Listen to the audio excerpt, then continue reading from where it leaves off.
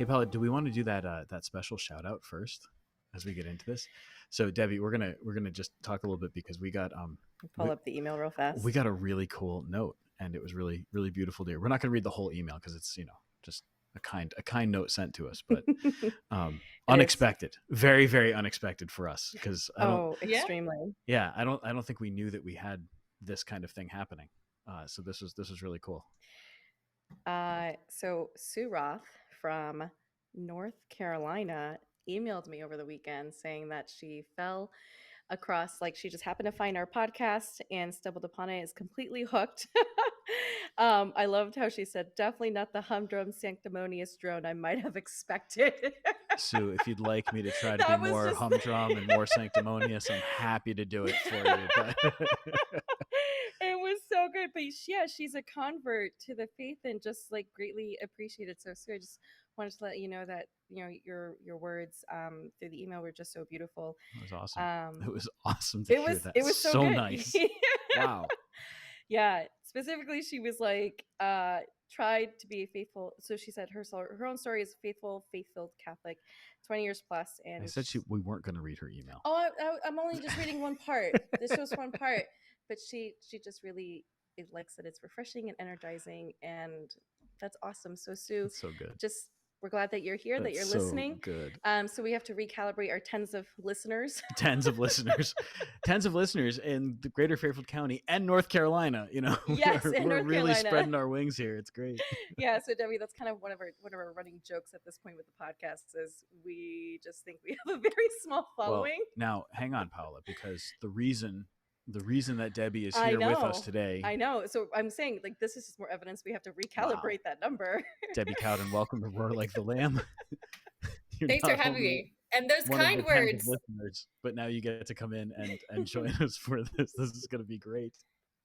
Well, like I was saying, those kind words are so well deserved because really you're a breath of fresh air and just a testament to the fact that our church is not some ancient, outdated, musty old grandma's faith. The church is alive and it's full of young people who love the Lord, who love Jesus in the Eucharist, and who are trying to be saints. And in each of our different walks of life, we all have a special way of doing that. And to be able to come together and talk about it and have fun talking about it is so cool. So I really appreciate the work that you're doing. And it is an honor to be here and get a chance to brainstorm with you guys how we're going to keep building up the church.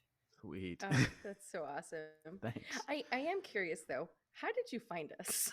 I think it was the Holy Spirit. Well, It must be, so right?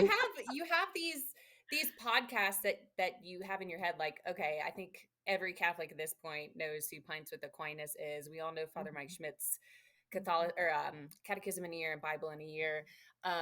And Roar Like the Lamb, just based on the name, was just one that had stuck with me for a while. And so when it came time to work with our publicist on promoting the book, it was just one of those, like, going down the list of podcasts to be on or shows to reach out to. It was just like, yeah, of course, Roar Like the Lamb. And that, So cool. seriously, it was the Holy Spirit, and whoever came up with the title, way to go, because it Father sticks. Sam did. Yeah. Good job, Father And then, Sam. Cool. Yeah, and then the artwork was from one of the teens who used to come and used to be part of a youth ministry. So she designed that for us. She's in college now and doing great. Yeah. Praise God. Well, you guys, seriously, you're doing good work. Well, it was a big surprise to get the note, and so I appreciate you allowing me to trick you into joining us for the Tangent, the other podcast that I'm part of. I really, really do appreciate that you allowed that to happen. But I figured we could talk about the prayer book for tired parents in slightly different ways on the Tangent versus here on Roar Like the Lamb, because, well, for one thing, Paula's been like devouring this book, and she's really excited about it. I already saw it, so I'm pretty much I'm kind of over it. Yay! What do you think? Can I ask? What do you think? I love how intentional it is. And I love, well, first off, it is for tired parents who just have very limited time. And your chapters are so perfectly, like, they're just enough. But it's not just telling people, hey, you need to do this, you need to do that. And that's not the approach. You're really just trying to meet people where they are and say, like, hey, I'm actually in the trenches with you. So I'm speaking to you from like a personal experience of going through this in my own daily life.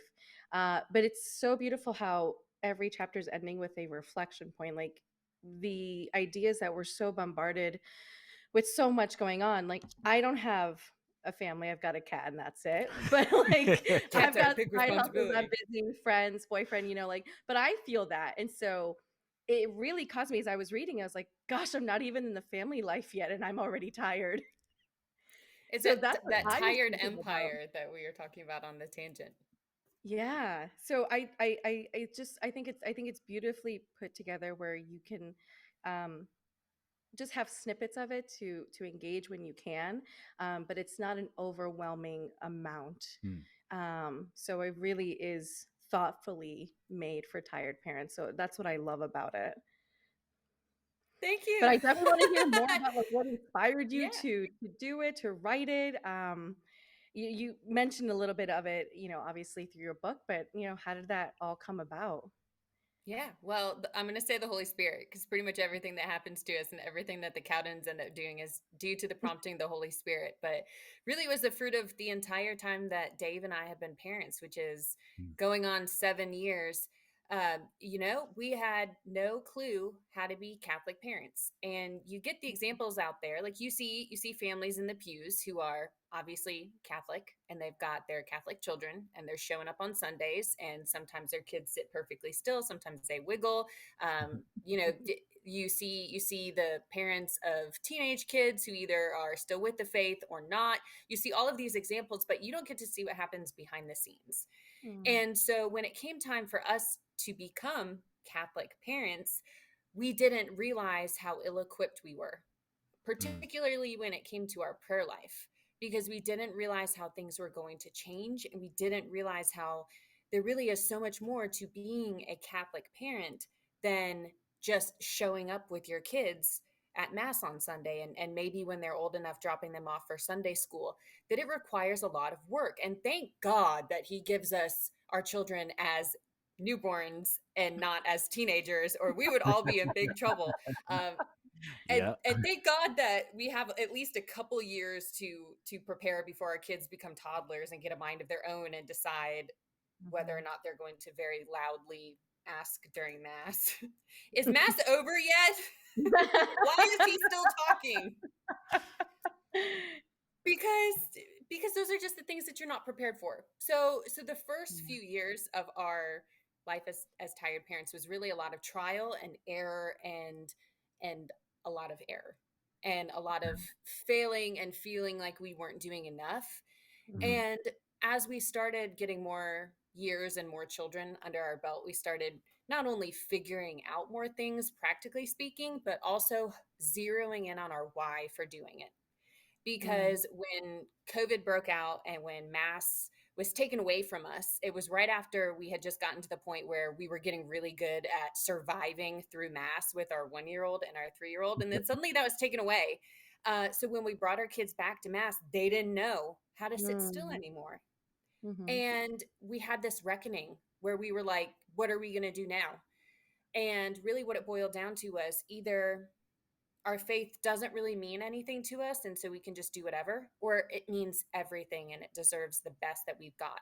And once we realized that our faith should mean Hmm. everything, we realized we really needed to buckle down and we needed to start figuring out how we were going to do this the right way for our kids. So the prayer book for tired parents is really the fruit of that struggle, the fruit of making all the mistakes, and really reflecting on what we at one point thought was time wasted. Dave likes to speak in terms of, he has a devotion to the holy souls in purgatory, and he mm, laments, with all of the times I missed going to daily Mass. I mean, even in just his 10 years of being Catholic, it'll be 10 years on Easter Hmm. Sunday.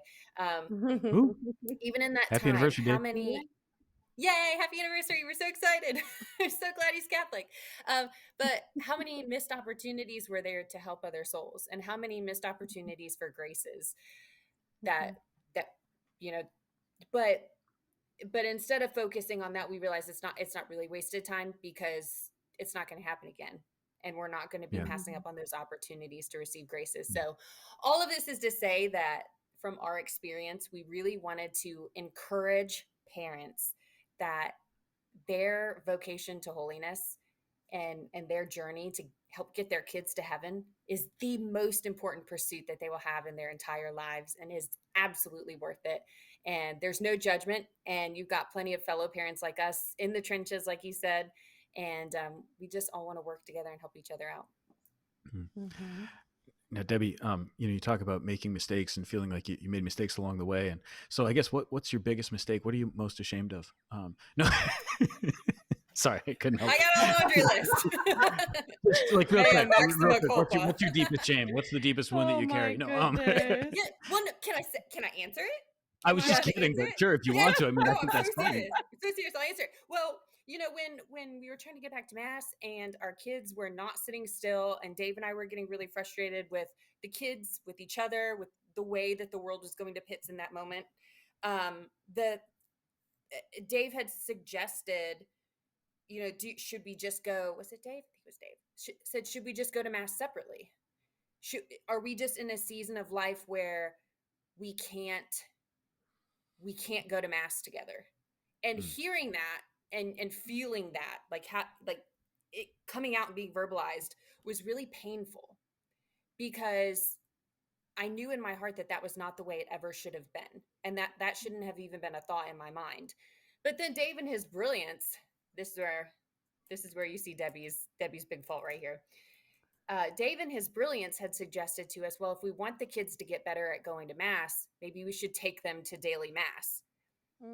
And I just remember blurting out, "Are you kidding me? We can't even get through Sunday mass, and you want to take them to mass even more? Are you crazy?" And I realized that the problem was that I had so little love of God.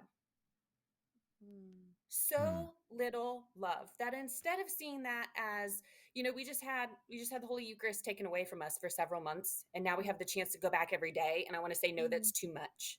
I don't want to do that because that's too inconvenient for me. Mm. When if I really would have recognized what we missed out on in that time when we could not receive Jesus in the Eucharist. And who knows? I mean, the certain powers that be in the world would love for us to never receive Jesus in the Eucharist.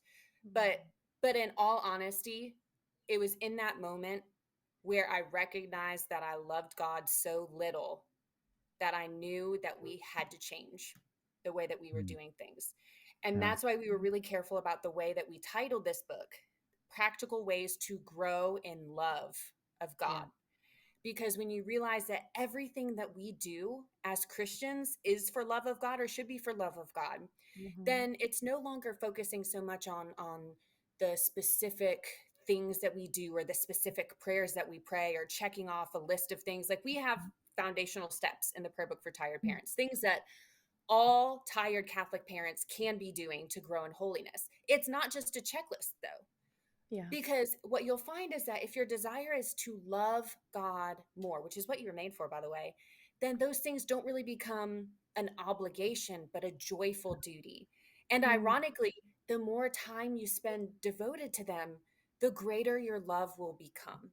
And it's not an overnight process. I wish that there were just some magic conversion pill you can take, and you would never sin again, and you would just love God the way that you should. Uh, Yeah. but we had to remove the barrier of fear for parents, and the barrier of judgment, and the barrier of all the excuses. And so Mm. that's why Dave and I really tried to be real and candid in the book about our struggles, because we've received feedback from other parents that by page 5 they were already in tears because they felt heard. Mm.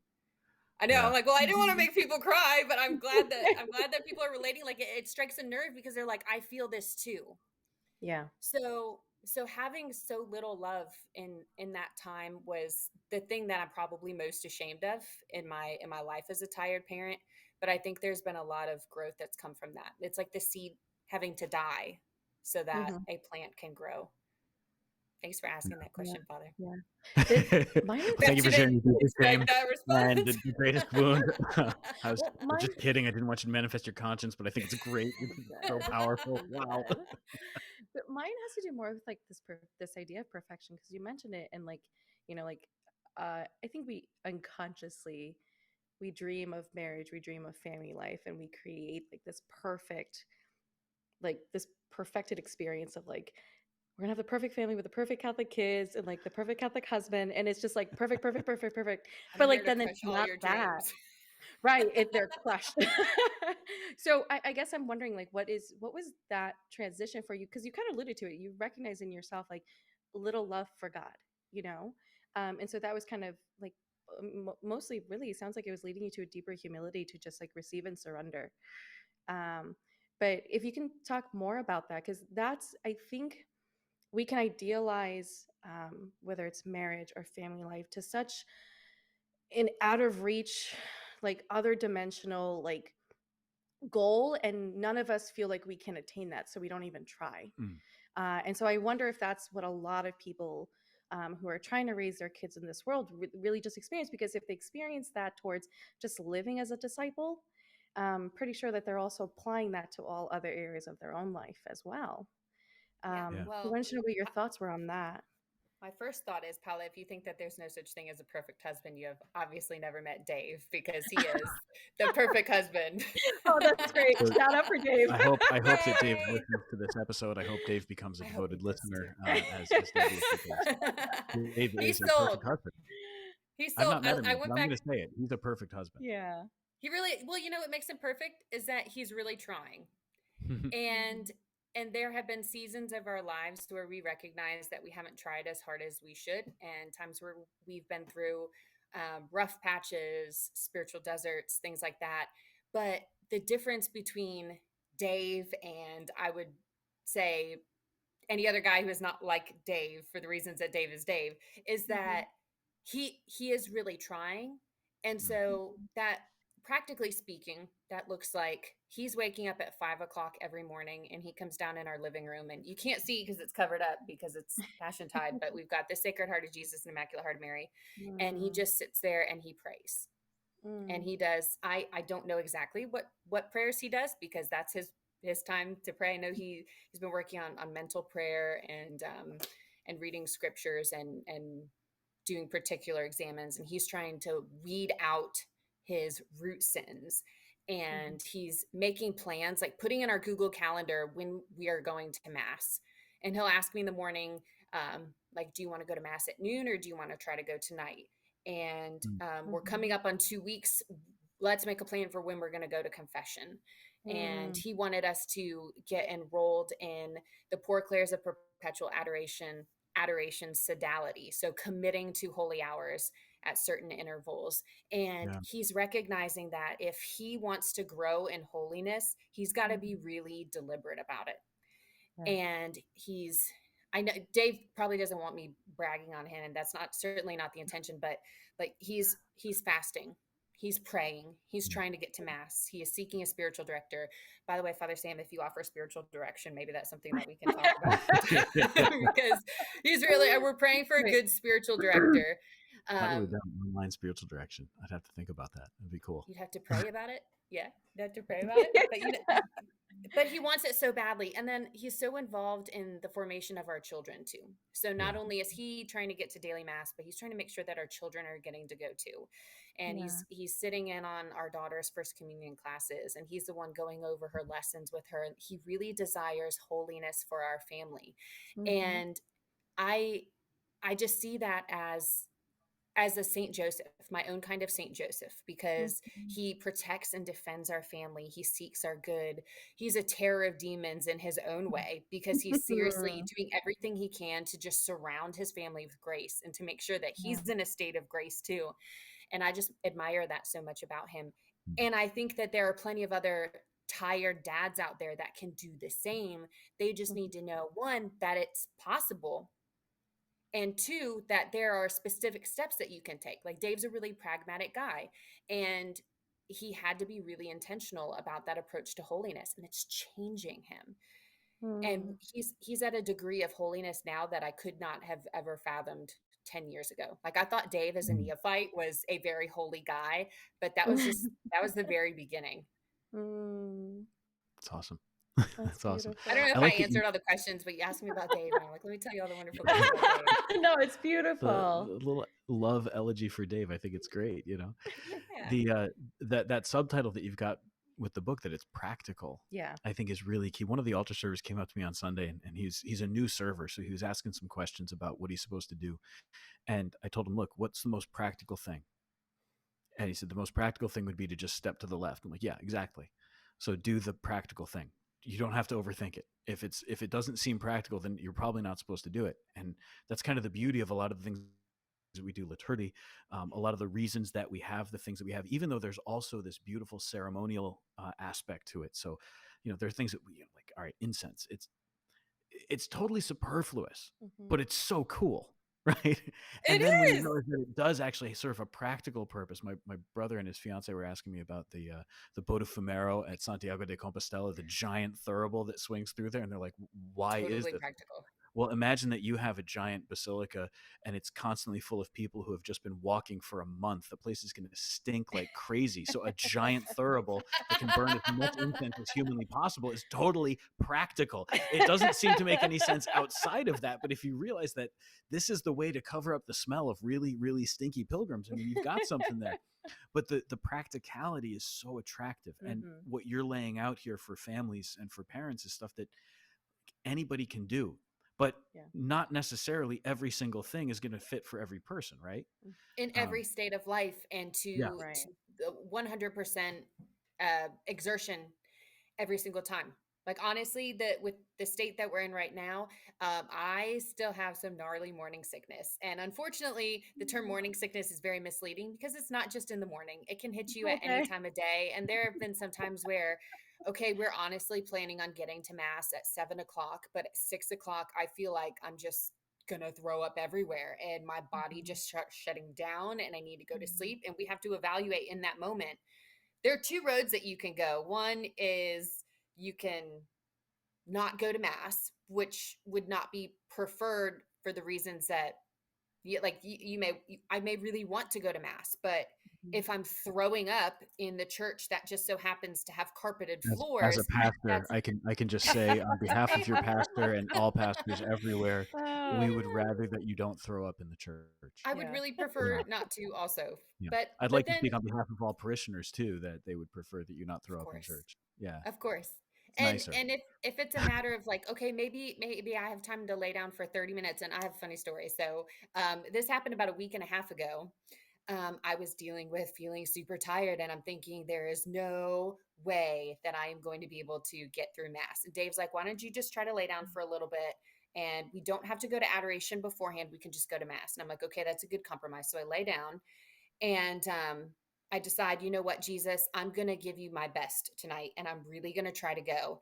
And we went, and the homily was short, and I was really thankful for that. And I remember looking up at Jesus on the cross, and I'm like, you were so tired, and you still did this out of love for me. What can I do to try to love you more?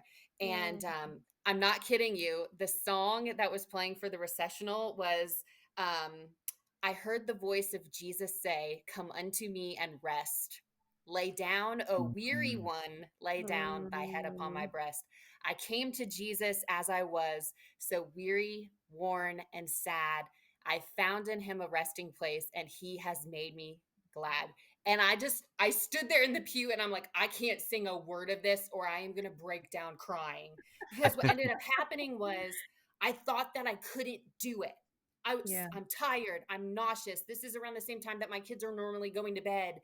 And I was like, Jesus, I'm going to give you an inch. And you know what he did? When I gave him an inch, he took a mile, and he went with it Hmm. where I could not have even imagined that Yeah. he could Yeah. have gone. And so it is hard. And I'm not going to lie that there are times where I don't love God enough, or that I feel like I let God down as a parent. But when I recognize those times that I am tired, and when I recognize those times where I feel like I can't give anymore, Hmm. that's when God has a chance to work in the biggest, best way. So I don't want parents to ever think that calling themselves a tired parent is a form of self deprecation. I don't want them ever to believe that there's only bad that comes from that, or that that's something they should be resentful about, or Hmm. anxious about, or embarrassed about. I'm Hmm. tired too, but God is working in me in ways that I couldn't have imagined, and he can work with you too.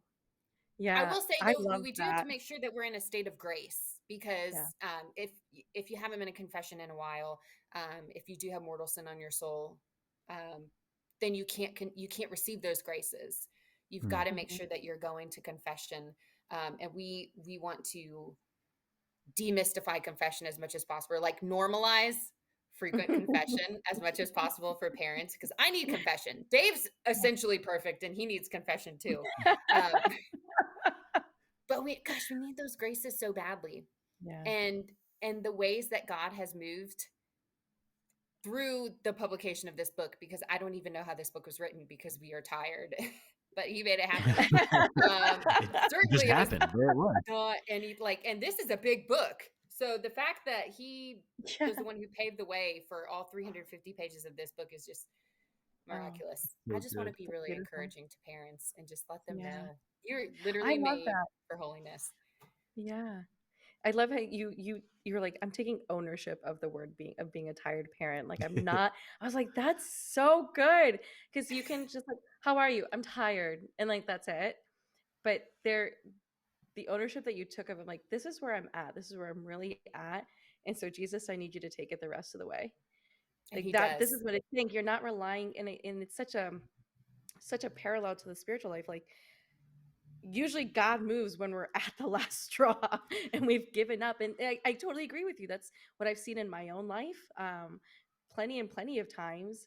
And God was like, okay, I was just waiting for you to finally let me carry the load Mm. for you. I wanted to step in, but we do have a tendency to always focus and rely on ourselves. Like if I could just be more self-determined and more self-willed, I'm going to make it happen. But that's when we get more exhausted. And so our Lord just wants to carry that yoke with us. And so it's so beautiful that you are illustrating that and that you yourself are living that as well. Like, no, like Jesus really is there to meet you right when you think you have nothing left. That is surrender. Amen. I think Paula should join us in the Empire and she can co-write Ooh, the prayer book for tired church employees slash yes, yes. Let's do it. directors of So, evangelization. yeah, Paula, that was the thing. Do you remember the Chicken Soup for the Soul books? Yeah, from Right. middle school. Yeah. So Yes, there was from yeah, middle Long school. yeah. ago. So there was Chicken Soup for the middle school soul, Chicken Soup Uh, for the teenage soul, Chicken Soup for the stupid there person were soul. so Like many there was, different types. yeah, there was a Chicken Soup for every kind of soul. Well, Yeah. I said when Debbie joined us on the tangent, we decided that she's got to come up with a new publishing empire, and it's going to be the prayer book for tired, and then put in your Catholic thing Fill in after the that. So blank. the prayer book for tired Catholic parents, the Fill in prayer the book for blank. tired Catholic church employees, the prayer book for tired priests, the prayer book for tired deacons, Oh the my prayer book for tired goodness. seminarians. It's like Yes, we're gonna yes, create that yes, empire, and it's yes. gonna it's gonna be very, very beautiful. So, all right, But if the Debbie, if theme you're is the okay with us same signing for somebody every else one of on, the okay. books. The theme is the same. Yeah, When you're tired, then you Yeah. don't have the will really to fight God back, and you can see Mm-hmm, how we could mm-hmm. just do he a cares for word you. replace search where we go in and we say parents, and we just put in priest, seminarian, church employee. Like every time we just do the substitution. It'd be really fun to see how that comes out Mm-hmm. and how it ends up changing it. But we leave everything else exactly the same, no changes whatsoever. And that's a beautiful testament to the fact that God gives us our vocation so that we can be holy in our state in life. And Mm-hmm. that, I mean, for so many of us, we're not necessarily going to be doctors of the church, or at least half the population will not be priests, um, because they're women and because women cannot be priests. But I think no I think matter, we're at like less than 2% of the Catholic population is priests. ugh, If we're being that's really another like conversation for statistically another accurate. day. Really? Yeah. Wow. But we're all called to be saints. Mother Angelica said, "We're all called to be great saints. Don't miss the opportunity." And the opportunity is right in front of us. And so that's the other thing that we start to recognize when we view our vocation as a path to holiness and view where we are right now in our life as a path to holiness. And when we recognize that in every little thing that we do, we can love God more, then suddenly it becomes a matter of, with my marriage, I can choose to be holy in this Mm. moment by not talking back to Dave, or by doing this little gesture, however small it may seem, to show my husband that I love him. Or when my kids are having a difficult day or there's a meltdown happening, I can choose to yell at them, or I can choose to love on them and disciple them and tend to their needs. Mhm. In your interactions with your neighbor or your colleagues, other people in the office at church, you can choose to default to human weakness, and you can choose to, slander and cause drama and be unkind and all of these things, or you can choose to be holy. And so it's all of these little decisions throughout the day. Like, okay, I can choose to sit on my phone for 20 minutes and just scroll Instagram, TikTok, whatever, or I can choose to take that time and just pray.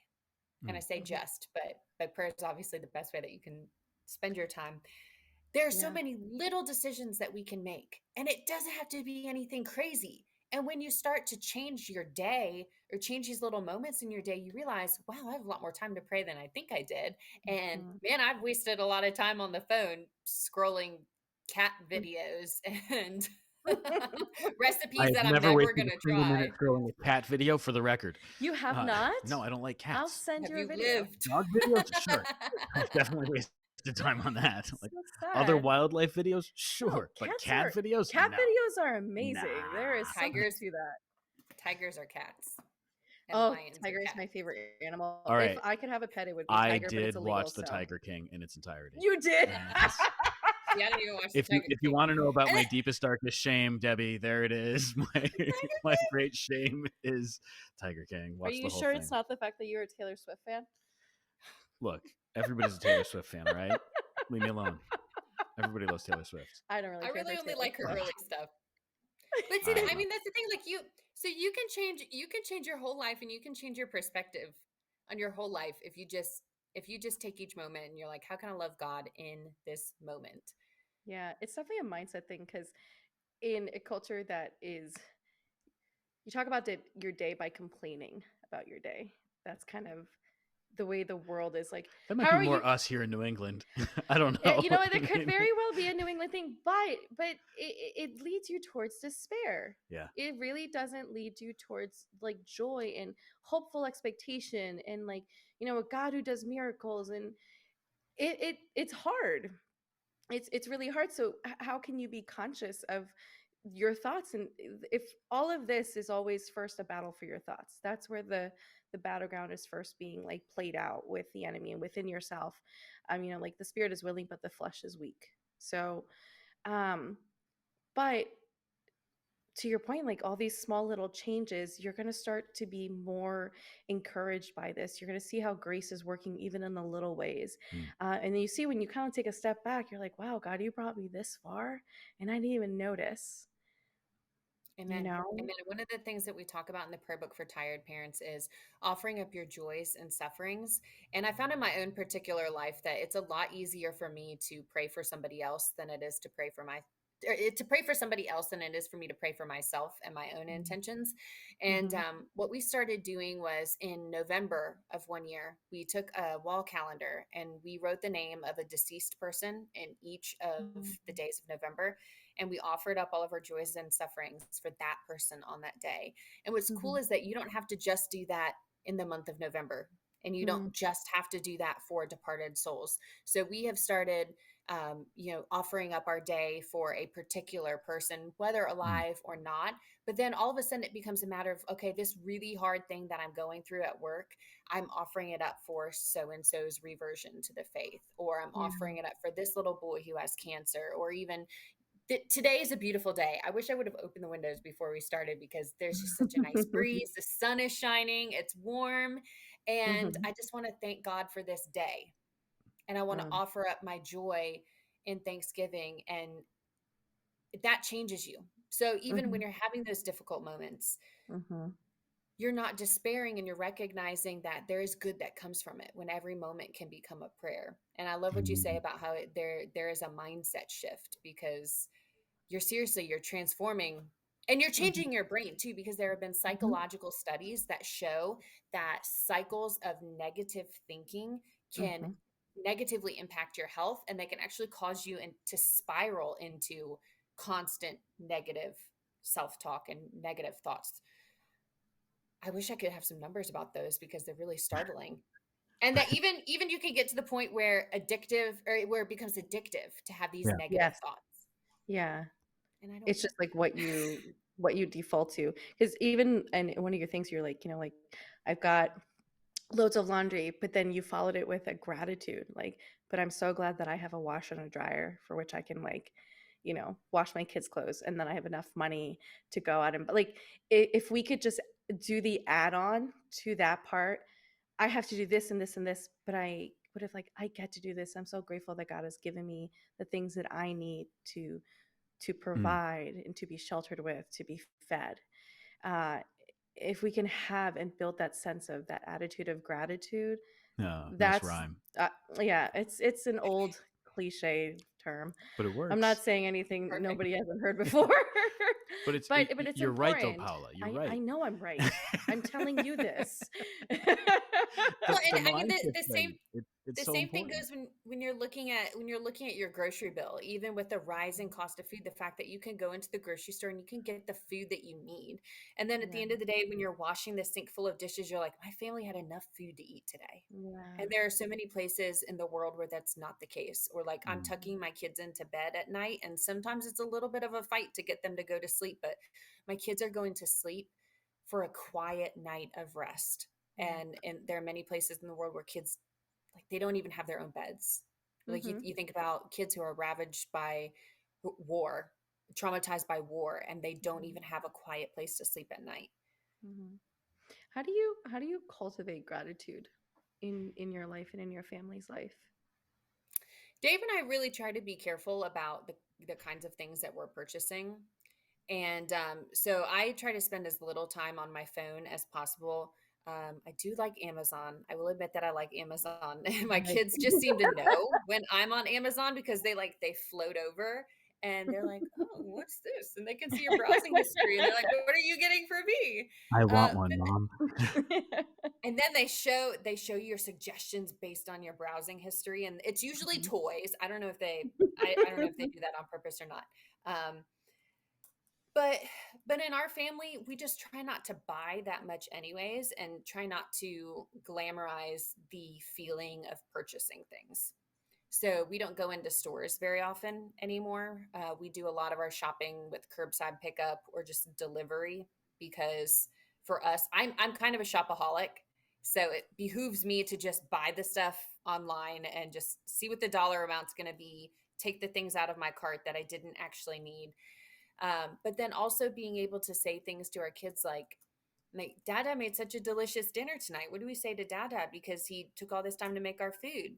And our 2-year-old will just sit there and she'll say, "Thank you, Dada. Thank you so much for this yummy food." And she'll just go on and she'll thank him like 8 times in one meal. It's a litany. Yeah, it's the litany of Thanksgiving by our toddler daughter. But then other things So like great. recognizing the little things, like eh, Yeah. thank you so much for helping me sweep the floor, or oh wow, you noticed that Tony needed help picking up his toys. That was really generous and thoughtful of you. And Mhm. we call out the good behavior, and that plants the seeds of like good feelings for them and the feeling that they're making a contribution to their family. So we just try to minimize the opportunity to pursue wants, and we Mm. try to recognize the things that we already have. We Mm. also rotate toys, which is a parenting secret.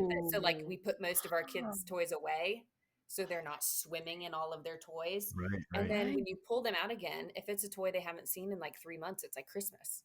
That's brilliant. That's a good That's idea. my Yeah. mom hack Oh for my the day. God.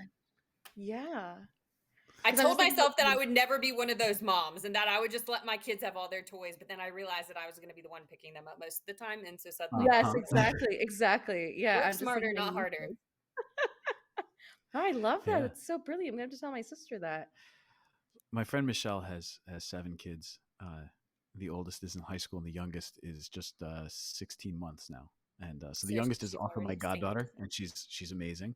She's a real sweetheart, and she's a ton of Mm. fun.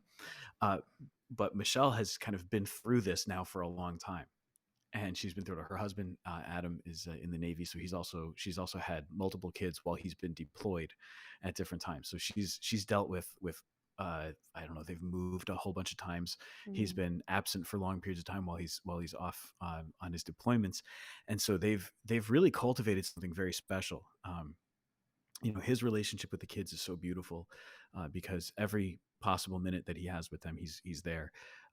But then the prayer life that they have together with the kids, and the way that they cultivate that, is also really special. And now, as the kids are older, so she's got kids in all different schools. She's got, you know, a kid in high school, she's got kids in middle school, elementary school, and then she's still got one who's fully at home all the time. So she gets daily mass where and when she can, as it's possible. And some days it's just not possible for daily mass. Um, but the kids are all now accustomed to going to mass. Or older boys serve at mass and everything, and so they've kind of gotten used to all of that. But I look at a lot of families who, I think they would like to go to mass, but there isn't one at a time near them that would allow them to get their kids to school, for example. Uh, and since if they don't homeschool, they can't do it, or their kids are going to Catholic school, and at some point during the week there's going to be at least one school mass. But same thing, the mass time that the parish has wouldn't allow them to get their kids to school, or to mass first and then to school, or there's not an evening mass, you know, whatever it is. um, and then there's parents who their kids are past that young age, you know, those early years where you can kind of just tell the kids what to do and they'll just do it. Or they might protest, but you can just pick them up and make them do it. They get to that age where they're not pick upable anymore. I think that's a word. Uh, they get to Yeah, that I'm age. thinking, okay, for which kid? Okay, so about 15 months, that's when they you can't pick them up and make them do what you want them to anymore because they get little wills after that. But there's like there's an age at which they start to not just reject physically and start to like resist. You know, a baby squirms and wants to get put down and screams and everything, but like a teenager uh, tries to make a rational argument. It's not a rational argument. They're a teenager. Teenagers don't make rational arguments. But there's like there's this age at which it can kind of be that tougher pushback. And you know, we talked about this before, that you're not in that season just yet. Um, but this is kind of the preparation, don't you think? This time, in this foundation that you're trying to lay, this helps to establish that, right, and Yeah. get you ready for those years. Yeah. Well, first you bring up a really good point about the practicalities of being able to get to mass, because where Dave and I live in Ohio, we're so blessed that there are so many churches within like a 20-mile radius of us. There's one 2 blocks from us that has a perpetual adoration chapel. We have on any given day like 2 options for where we want to go to mass, sometimes 3 options, like a morning option, and afternoon, and sometimes in the evening as well. There's a Spanish mass. If we really need to get to mass, we will go to the Spanish mass so that we can receive Jesus in the Eucharist. And for some of our friends, even that's not really practical. Some of our friends live out in the country and it's 30 minutes to the closest Catholic church. Mm. And not only that, but in some areas, those are essentially mission parishes where they have one Sunday mass or one Saturday vigil mass, like not even a Sunday mass, and no confession times, things like that. So Dave, who has such a heart for people who are in this situation, has his own practical wisdom that he would share. And he says, first, that the fact that you want to go to mass, even if there's not really a good option, is a step in the right direction, because God has put a desire on your heart, and you can offer up that suffering of not being able to go for whatever legitimate reason, for suffering souls in purgatory. And you can make spiritual communions. You could stream mass on EWTN's daily mass. Like worst case scenario, you can't go, you can at least participate virtually in it happening. Because if the desire is there, surely uh, God will fill in the blanks with the graces if you're at least Mm. trying, especially when you have kids of such a vast age range as your sister, where they're all going in different directions too. And in some seasons of life, it's just not possible to physically be there. But then also, what can you do perhaps to pray for those who can't go for other reasons, like the homebound in nursing homes, hospitals, things Yeah. like that. You can unite your suffering with theirs, and however you can, pray for them and for their intentions. But regarding the teenagers, Mm. that's a different beast. Um, I think the greatest thing that parents can do for their teenagers who observe more than they listen, Mm. Mm. is to show them. Don't tell, but show. And Yes. always offer an invitation. Have the open conversations with them, asking questions and allowing them to be vulnerable. I had seen Mhm. a video from a parish priest where he said that by middle school, like by sixth or seventh grade, that's when kids decide whether or not they're going to buy into their faith. Mhm. It happens Yeah. early. So Yeah. before kids are even confirmed, they've already either consciously or subconsciously decided in their heads whether or not they believe in this Catholic thing. Mhm. And so by the time they're teenagers, you're, of course, well beyond that. But if you show them, there's a lot of power in that Mm. because teenagers are not dummies, and they can hear what you're saying and Mhm. see the inconsistencies. Mhm. And so I don't think that really is effective to just lecture them, but you can invite them. I've seen a lot of good Yeah. things happen with teenagers taking ownership of their faith in high school Yeah. with certain youth conferences, although that's not the end all be all, but it's Mhm. got to happen in the home. They've Yeah. got to have a good relationship with their parents. They've got to be able to trust their Mhm. parents and see their parents as credible when it comes to trying to live their Catholic faith. And even in the case of like Saint Monica, Saint Augustine uh, ran off and did his own thing, fathered a child out of wedlock, literally joined a heretical cult. And she prayed for him for 17 years before he came back. She did not give up on praying for him. Yeah. And he became one of the greatest doctors of the church in our history. So teenagers are tough. And best case scenario, you can start to lay that foundation early on, but I don't think it's I've ever never heard too late. anybody use Saint Augustine as the evidence that teenagers are tough, and I think it's perfect. I think it's so Really? perfect, so He's, good. I mean, You know? he was just about as bad as you could get. And Yeah, Yes, he's super nowadays, I mean, it would have believable. been but he easy for figured it out Monica to just eventually. He write him got it Yeah. off, together. Yeah. Yeah. but So, she Pally, do you didn't. And remember a at one couple point, years I ago think we had? he even offered to reconcile the relationship if she gave up her faith. And she was like, Mm. I don't think so. Go on, Father. Not that, Go sorry, on. Pally. Do you remember a few years ago? So we had like the teenagers were getting really involved, and parents started seeing what was happening in their kids. That as their kids were getting more involved with youth ministry, they were getting more enthusiastic and they were asking more questions. So the parents came to you and were asking for some formation. Yeah. And I remember sitting with those parents one night, and what came across to me really strongly, and I still get this from time to time from people, is that concern that as parents they've gone to mass their whole life, they've brought the Mhm. kids to church every Sunday, um, but as they start to take a deeper interest and start, like, as parents themselves start to take their own faith and their own spiritual life more seriously, there's this little fear, like, am I too late for my kids? Mm. Did I do the damage here? So Debbie, what do you say to parents who are in that Mm. situation where um, they, let's say they're looking at the choices they made for sending their kids to school, and they didn't choose Catholic school, or they didn't homeschool or something, and they're wondering, did I make the wrong decision?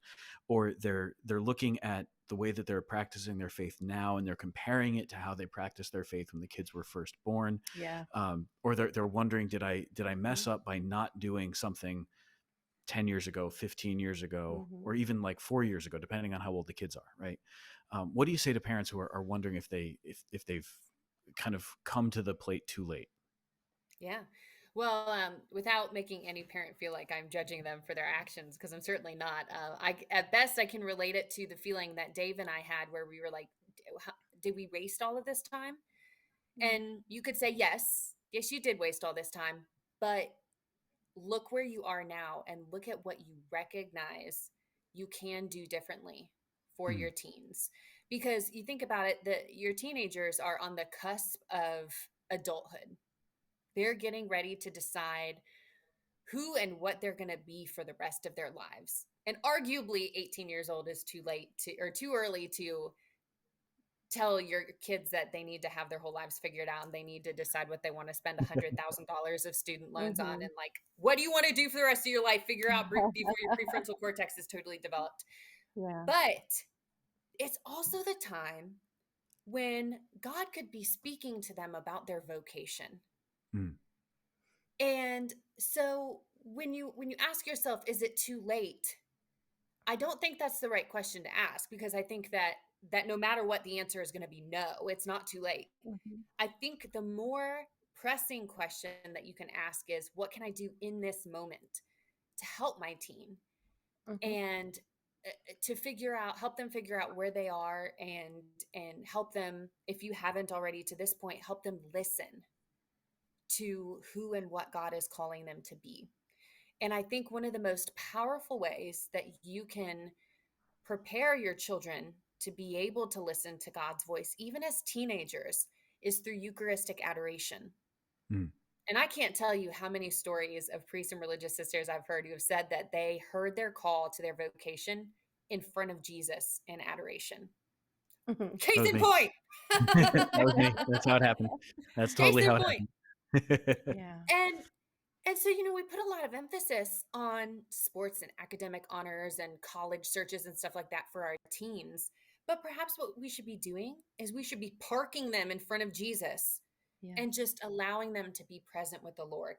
Also Mhm. helping them get to confession as much as possible, because they need it, because we all need it. But Mhm. it's so important to be able to have that foundation with your Yeah. kids. And I don't think it's too late to start working on it, even if you have had some rough spots with your teenagers. I think it's actually a beautiful opportunity to reconcile with them, and to Mhm. Mhm. talk about mistakes you feel like you've made as a parent, and offer some vulnerability, and say, our faith has not been as important to me, but I realize that it is the most important thing, and it's my job as a parent and my desire as a parent to help you along the way. And you can have some good conversations with your kids, and being vulnerable like that can Yeah. help them recognize that, you know the grades and the sports are not that important, and it's not an Mhm. overnight thing. Yeah. It's Yeah. not an overnight thing, but we've got to start having those conversations, and we've got to be courageous as parents. Yeah. Yeah. I love what as you were talking, the scripture verse that came up was his mercies are new every morning. And so to enter into the reality that God is awaiting me with mercy. God is awaiting, to redeem my life, renew my life, restore my life Yeah. through mercy. So again, like you said, like, yeah, there's nothing that you can uh, there's always a another plan. God is always making another plan. So that's why he makes crooked paths straight. But there's a quote that you have in here in your book starting it off that is just I was so beautiful, and I was like, oh, I'm just gonna sit with this for like a little bit. But it was from Pope John Paul II, Familias Consortio, paragraph 60. So I just wanted to read it because I just thought it just summed up what the intention of this book was, but also for everyone else who's living this call into parenthood. By reason of their dignity and mission, Christian parents have the specific responsibility of educating their children in prayer, introducing them to gradual discovery of the mystery of God and to personal dialogue with Him. It is particularly in the Christian family enriched by the grace and the office of the sacrament of matrimony that from the earliest years children should be taught according to the faith received in baptism to have a knowledge of God, to worship Him, and to love their neighbor. It just Mm. in as much as we in the church, because whether it's physical motherhood or spiritual motherhood, we need to be in dialogue in this personal relationship with the Lord, so that we model it for others. um, it's the one thing that the Lord wants most from us. So uh, it just reminded me of like what you've already put into this book, pointing it back to a personal relationship with the Lord, because that's the thing that's going to um, sustain us, but that's the thing that we're going to be experiencing for eternity. Amen. And that we as parents show our children the love of God the Father through the way we love our children. And Mm. Yeah. that the family unit, I mean, there's a reason that the church calls the family the domestic church, because it's where children encounter God. I have goosebumps just thinking about this, for the first time. Yeah. And it's through the graces of the sacrament of marriage that all is possible, because children are the fruit of marriage. And so when Dave and I are doing our best to live out that sacramental marriage, and raising our children in the faith the way that we are called to. And St. John Paul II said it so beautifully. I love that quote, and I couldn't have said it better myself. So I'm like, we got to start the book with St. John Yes. Paul's teaching on the family, because Mhm. that's where it all begins. And if our children don't see the love of God the Father in the home, or if they have a skewed idea of Mhm. who a father is from what they see in the home, then it's going to be really hard for them when they get out there in the real world. And Mm. and I think there's a lot of pressure on Sunday school teachers, Catholic school teachers, and so on Mhm. to be the ones to transmit the faith to kids, Yeah. particularly for their first communion classes and for confirmation, Mhm. and that somehow the responsibility is shifted from the parents to the catechist, but the parents are the primary catechists. And that doesn't just mean transmitting the truths of the faith or the teachings of the church, but showing our children how to live the faith and how to develop that relationship with God. And it's a Mhm. huge responsibility. And when we start taking it more seriously as parents, no matter where we are in our lives, whether we have newborns or teenagers or even adult children, that's Mhm. when we can change the church, Mm. because we're restoring the idea of family and restoring the idea of church, starting from that very foundational level. Yeah. It's a big problem. I don't think it's going to get fixed in a day, because the family we know is under attack in a lot of ways. And maybe that's cliche Mhm. to say, but it's true. When you think about families, we want our kids to do well in school and in sports, and we want them to do all the things and to be successful. So we end up getting them signed up for all of these different activities, even church activities, which are good, but we Mhm. pull the family apart. Yeah. And there are times where kids are not eating dinner with their families, or they're going straight from school to maybe after school care to their sports activities and then getting home after dinner.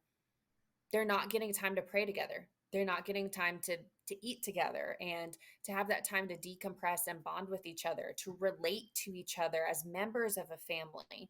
Mm. And that's Mhm. that's a more subtle way that the family is under attack. I'm so sorry. I thought I turned off all my alarms. Is it time for another Divine Mercy Chaplet? I mean, real Time quick, to we could just pray more. yeah. So actually, Debbie, that's a really important point that you're bringing up. That division of time and the way that that families get so separate. I mean, here where Paula and I are, I think that separation of time, especially for families, is pronounced is even more pronounced than in other places. I mean, the overscheduling of kids is insane. The amount of activities that they've got. So something that I've seen as a pastor is families really trying hard to make it work and trying really hard. Sometimes they have to make adjustments where, for whatever reason, this particular kid just has to stay late at school or has a practice at an inconvenient time, and so we're going to do whatever we can as a family. And today, as an exception to the norm, this kid is not going to be able to join us. Mm. Or like a Sunday rolls around, and because of you got one kid, it's especially in the summertime, one kid's at one camp, another kid's at another camp, and they're at two different sleepaway camps in two different states, or at two different sleepaway camps, but in different parts of Connecticut. So you've got like one parent's going to have to go get that kid, the other parent's going to have to go get this kid. So the other kids are with mom and dad at mass, or mom and dad, or mom and one kid, and dad and two kids are at another mass. And so like they take the divide and conquer thing, which, yeah, I know you said before, maybe we should split up and do it like, all right, that's one thing Sometimes, yeah, that has sometimes, happened maybe as the sometimes. exception to the rule, right? Mhm. But what I love to see is when it's parents who are doing that because they know, and they're helping to reinforce for the kids what that priority really is, that no, we go to mass and we pray. But then I also see the strain that some of that crazy schedule can be on families, where they have too many things going on, or they've got too many places that the kids need to be. I'm blown away by the way that some families are managing this, and I can't imagine it. I sincerely, like, I know that it happens. I feel like without having to leave the parish property, I have enough stuff going on and enough craziness. I can't imagine if I had to deal with roads and traffic and other drivers, and then the various whims of other, like, teachers, coaches, other activities going on, and how those can run long. So I'm so blown away, and yeah, I mean,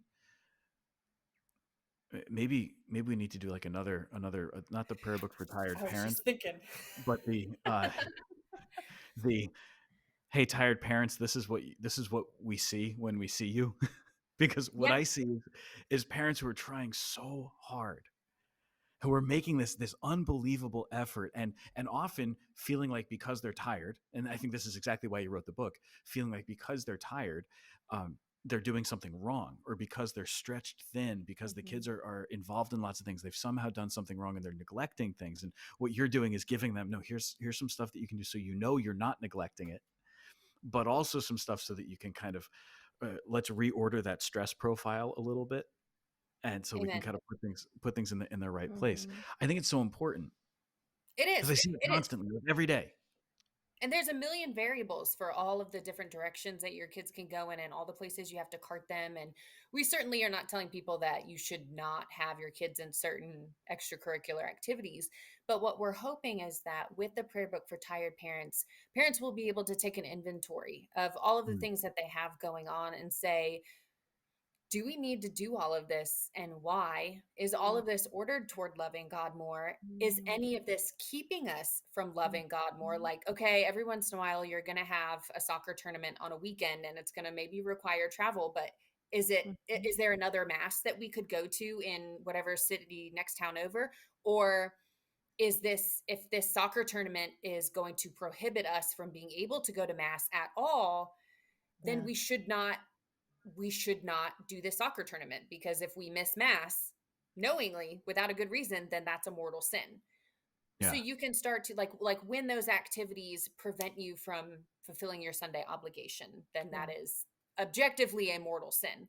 Mhm. But then also you'll start to realize too, as you grow in your desire, as you're starting to love God more and recognize that you can and should make him the priority, you see that maybe some of the all of these things are not as important. And Mm, or you'll start to see, okay, we need to be stealthier about our prayer time together, like maybe we Mhm. pray the rosary in the morning before we go to school instead of waiting until the end of the day when half the kids are already asleep. So it's really Mhm. empowering parents to use the intellect and the will that God has given them to do what Dave calls participate in the design of your life. So you as a mm, parent Mm. are not helpless, and you Love don't get to that. make excuses for why you're not going to give God your best just because you have all of these other things going on. It's a Mhm. higher call to, I say this very lovingly, like get your act together as a parent and prioritize the things that should be prioritized. And that's God. God is and should be the number one priority. And we want to help parents make that happen. yeah. And if you Mhm. want to talk about like a tired parent boot camp and like how to organize your schedule and all of that, Dave's a pro at that. I And I'm love sure it. he would love to help. That's great. There's a guy in the parish, and every time he has to travel for business, he always sends me pictures from whatever church he visited, and he's very serious. He's wherever he goes, he's going to find the Catholic Church. He's going to go to mass. He's going to make sure, even if he's not traveling on a Sunday, he's going to make sure that he gets to mass. And he started sending me pictures of these churches like out of the blue. I didn't ask him to. I didn't give it to him as an assignment or anything. And I'm so grateful that he does it because it's a really cool thing. And then I'll have that every once in a while here too. Like family goes to mass and they come home, and the next time I see them at mass on Sunday, they tell me what mass was like at this other church that they went to while they were on vacation, and what it was like to go there, and either what they liked, what they didn't like, what they think I should be doing differently because of what they saw in this other place, or what they were like. Man, we're so glad you don't do that. Yeah. It goes either way because it goes both ways. But Mhm. really, it's so beautiful to see, like again, the families who are just making that effort, and it's not always a perfect effort, and sometimes they struggle, or sometimes they feel like they're not doing enough, but they're making that effort, and just to encourage that, I think is so cool. um and just such a beautiful opportunity. um And I feel like God blesses those efforts too. I mean, for my kids, I see it in the small ways. Like my son will ask people who their favorite saint is, and he's 4 years old, and he'll just say, "Who is your favorite saint?" Or "Did you know that Aw. Saint Michael watches over me all the time?" And like my kids name their little toy Mhm. figurines that they make, their little like I don't know gadget things. They name them after saints, and they play dress up with saints. And when we go on vacations, they love going to all of the different churches and seeing what they're like. Our yeah. Wow. faith our faith can be a source of so much joy for our families if we have the right attitude about it and if we're doing it for the Yeah. right reasons. And I don't mean to be preachy about that, but like if you're asking whether or not that's possible in today's age, it absolutely is. Oh yeah. Mhm. Even with kids as young as 2 years old, they can love their Yeah. faith too. Mm. It's another one that has struck me is watching as families here um, are very intentional about getting together with other families in the parish, really intentional about forming those kinds of friendships. And then Mhm. the number of times that I have been invited either to somebody's home or to some event that they're having, to kind of be part of that, and then to realize as I'm sitting there, well, there's like 4 other families from the parish that are also either invited to their house for this thing, and there's a number of people who have done this, and I'm always really truly honored that they would invite me. But what it does is for the kids, like I showed up at one house and the kids were sitting in like the picture window at the front of the house, like waiting until I got there, and So then cool. I heard them as I got out of the car yelling, "Father Sam's here." And then they scattered and they were hiding. They wanted to scare me. The problem was that I heard them screaming, "Father Sam is here," right? So they run off to hide and do their thing. But that sense of like, it's not weird to have a priest as part of our life. It's not really about me. It's not really about a priest. What it really says to the kids is it's not weird for us to have Catholic friends who will do Catholic things with us Mhm. and who we can talk about Catholic things, or to that our parents like have friends at church and not just at our game or at our school. Yeah. It's Oh so yeah. it speaks to something so powerful there. Mhm. And it makes the faith come alive in a new way. So suddenly when your kids are starting to talk about who they want to be when they grow up, if they're regularly seeing priests or religious sisters, then that's something that's not foreign to them. Like this is Right. within the realm of possibility that my son could become a priest, and actually that he's thinking about it right now. As a 4-year-old, he's like, I want to be a dad and a grandpa and I want to live to be 100. But then other times he'll say, "Can I be a priest and a dad?" And I'm like, "Well, you can be a priest and a father, but that's a little bit different." But like we can start to have these conversations, and it's like a normal thing. Yeah. Like, am I going to be a priest who wears black, or am I going to be a priest who wears brown, like the priest at EWTN? Just having these regular conversations. And when my 6-year-old recognizes, she leans over to me at church and she says, I see a lot of my friends are here today. Like she Oh, has yeah. Catholic friends and she sees them Yeah. at mass, and that's so good. I could go Mhm. on forever. I Yeah. love being Catholic and I love being a Catholic mom. And even with how hard things are in today's world, we have a Mhm. compass, and that's Jesus Christ. And when we keep our eyes focused on him, and when we Mhm. try to love him most, it's like all of the problems melt away. They suddenly seem like they're not as important because we've got our Mhm. eyes on the prize and we know that we're in good hands. And if you want to talk about the number one source of comfort for a tired parent, it's that even if I feel like I don't have things under control all the time, I know that God does, and he's not going to Mhm. disappoint. Hope doesn't Yeah. disappoint. Mm. Amen. Yeah, Mhm. I have nothing to add to that. That's perfect. No, it's good. And like obviously this is so beautiful. Like the what you did, you and Dave coming and putting this together was your contribution to the kingdom. Yeah, Like that, it is. we're so grateful when like we hear from speakers and someone went out of their way to teach me about Jesus, and like you doing this work, it's adding to it and contributing to the building up of the body. So thank It's you. awesome.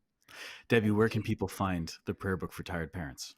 You can get the prayer book for tired parents at EWTN's religious catalog. That's EWTNRC.com.